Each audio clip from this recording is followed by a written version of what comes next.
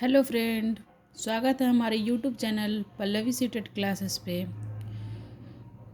हमारा इससे पहला वीडियो था सीटेट का, जो हम पढ़ रहे थे बाल विकास के सिद्धांत। उसका पहला वीडियो मैंने अपलोड कर दिया है यूट्यूब चैनल पे, लिंक मैं डिस्क्रिप्शन बॉक्स में दे दूँगी।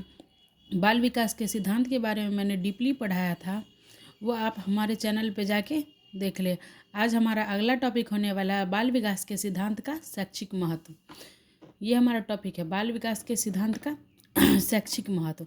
तो देखिए, बाल विकास के सिद्धांत के शैक्षिक महत्व में क्या क्या भूमिका है।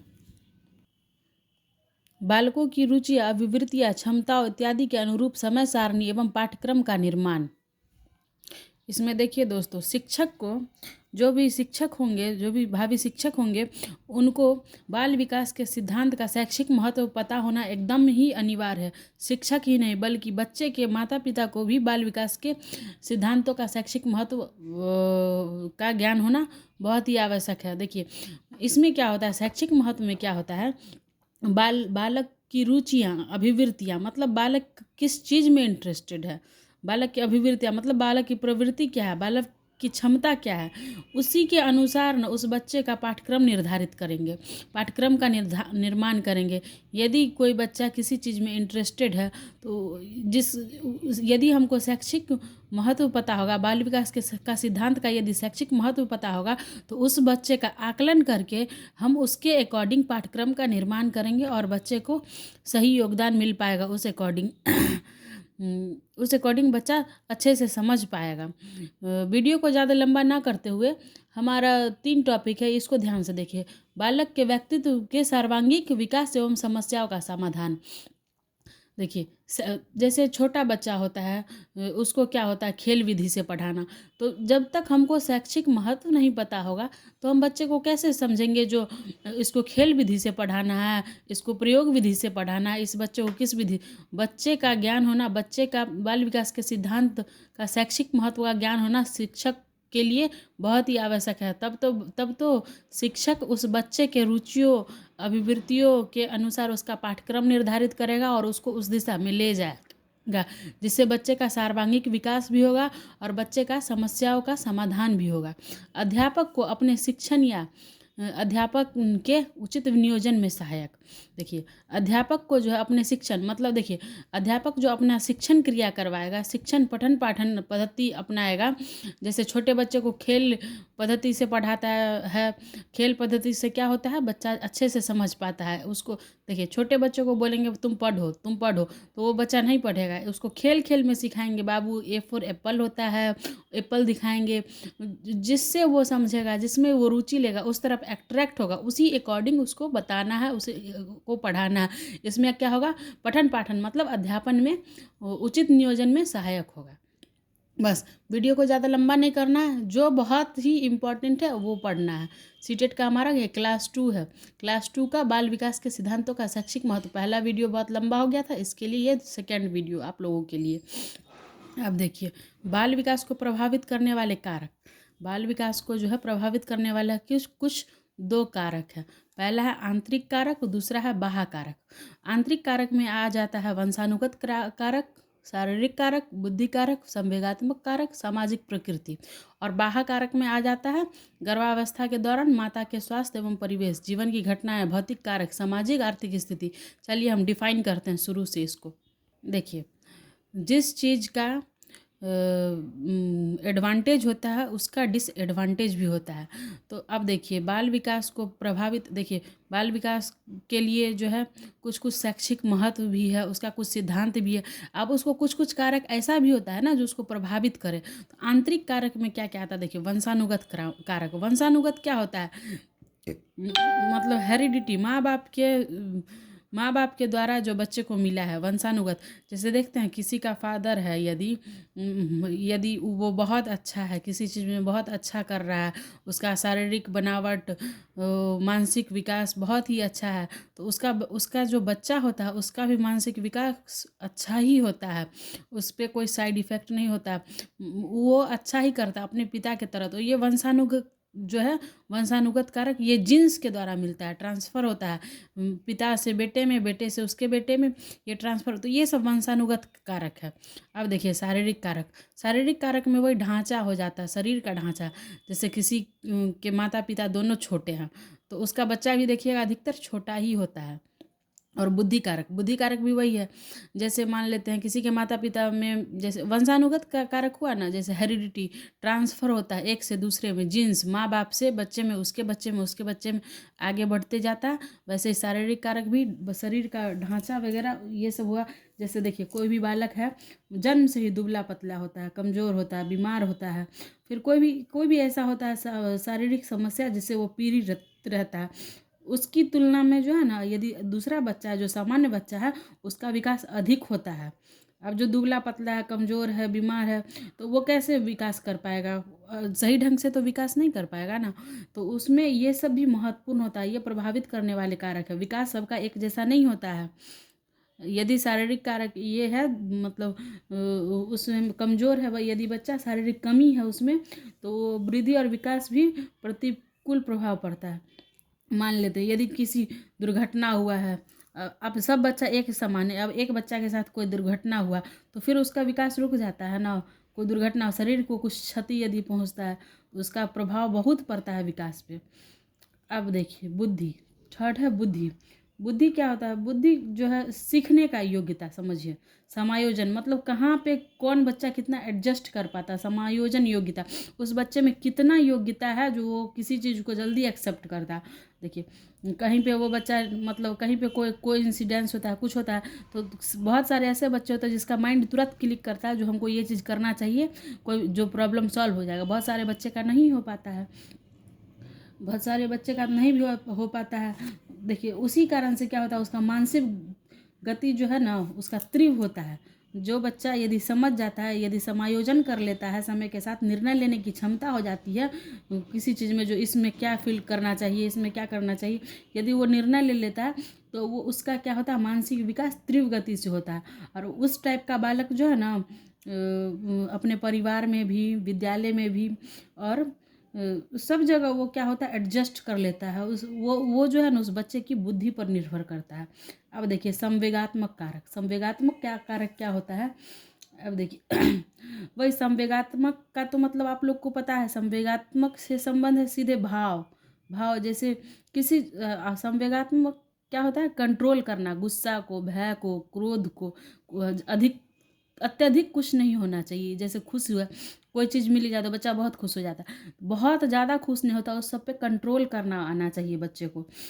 नैतिकता होना चाहिए बच्चे में, मानसिक स्थिति उसको पूरी तरह जो है ना कंट्रोल होना चाहिए बच्चे में।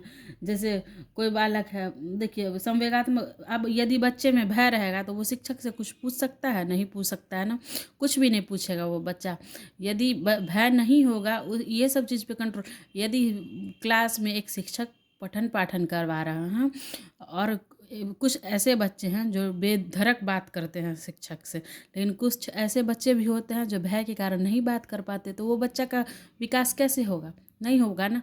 ये सब पे कंट्रोल करके यदि वो बच्चा आराम से बात करता है शिक्षक से, इसका ज्ञान शिक्षक को होगा, तभी तो वो उसके पास जाके बात करेंगे, तो उस बच्चे का हेजिटेशन दूर होगा।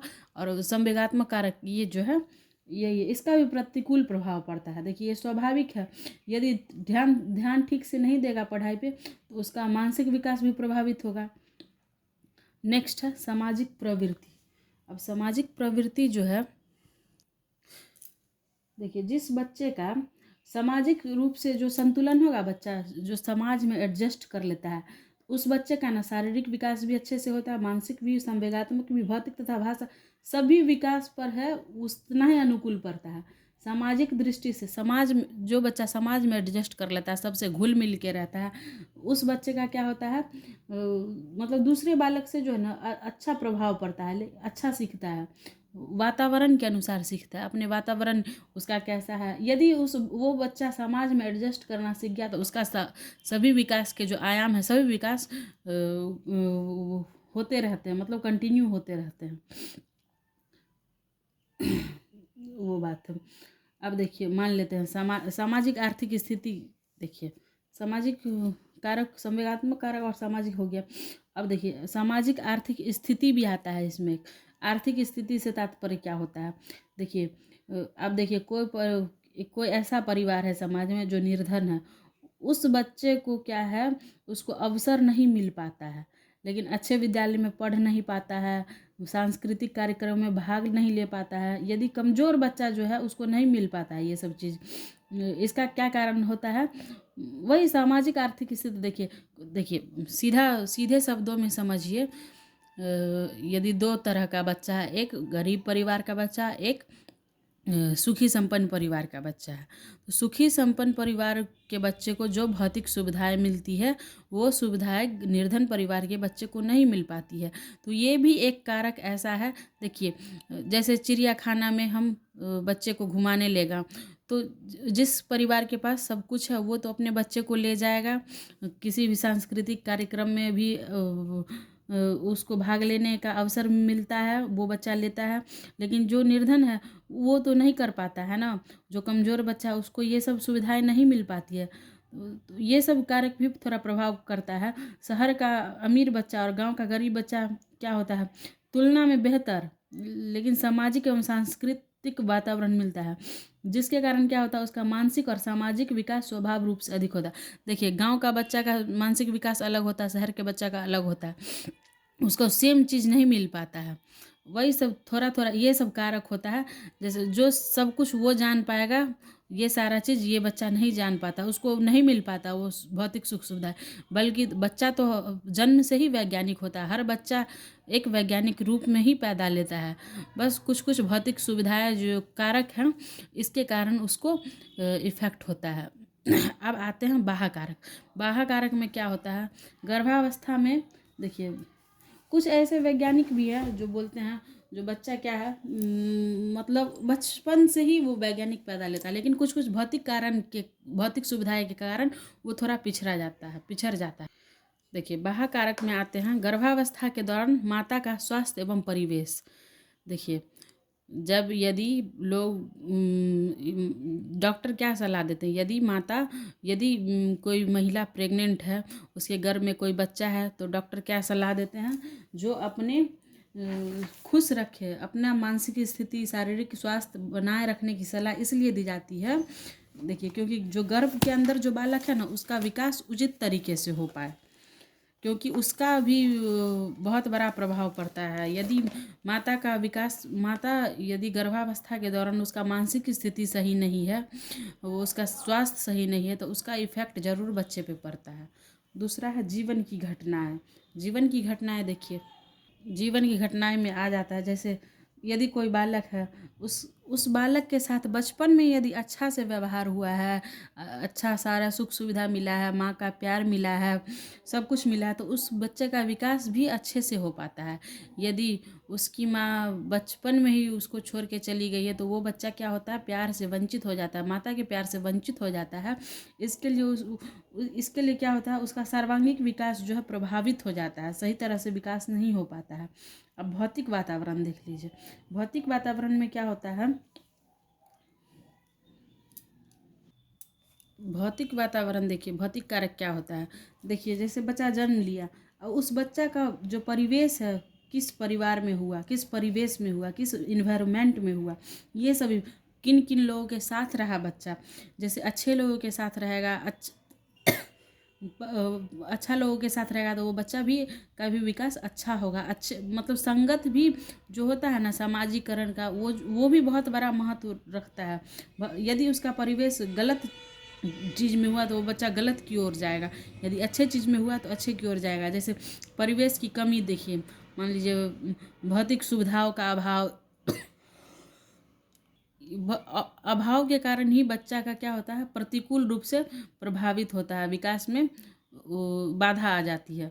और सामाजिक आर्थिक स्थिति तो बात किए ही, जो निर्धन परिवार का एक है और एक अच्छे खासे सुखी संपन्न परिवार का है, तो उस दोनों के तुलना में जो सुखी संपन्न परिवार है उसको बेहतर गाइडलाइन मिलता है, बेहतर माहौल मिलता है, समाज मिलता है, जिसके कारण उसका मानसिक एवं सामाजिक विकास स्वाभाविक रूप से अधिक होता है। That's all, thank you.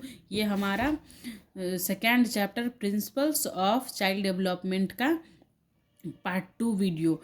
Part 1 यदि आप लोग देखना चाहते हैं तो लिंक हमने डिस्क्रिप्शन बॉक्स में डाल दिया है, वहाँ जाके आप लोग देख ले। यदि आपको ये वीडियो यूजफुल लगे तो हमारे चैनल को लाइक, सब्सक्राइब एंड शेयर करें।